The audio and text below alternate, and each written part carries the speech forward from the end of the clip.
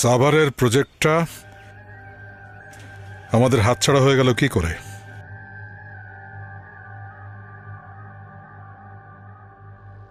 আমার কথাটা কি কানে যায়নি?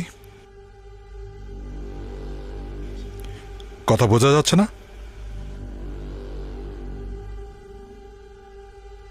সাভারের প্রজেক্টটা হাতছাড়া হয়ে গেল কি করে?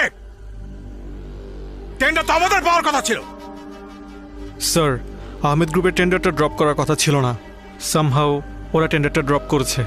একবার ভাবতে পারো কত কোটি টাকা লস।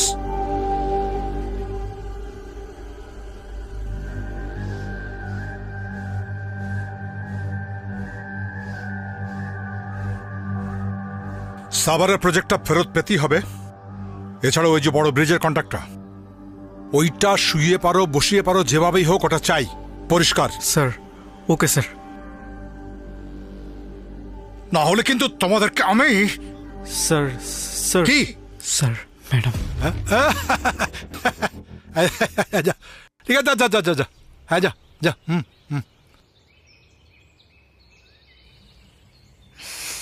Hi, Pops.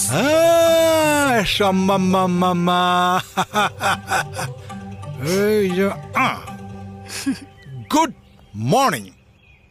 দুপুর 2টার সময় তুমি আমাকে গুড মর্নিং দিচ্ছ বাবা।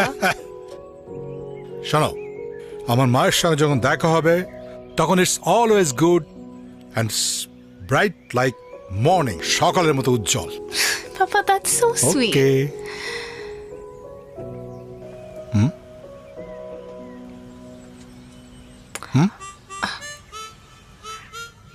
Papa.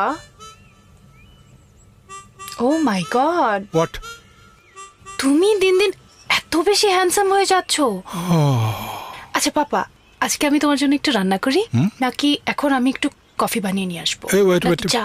ওয়েট। আমি দিন দিন হ্যান্ডসাম হয়ে যাচ্ছি। চা খাবো না কফি খাবো, আমার মেয়ে বানিয়ে দেবে। চাওয়াটা কি, বায়নাটা কি শুনি?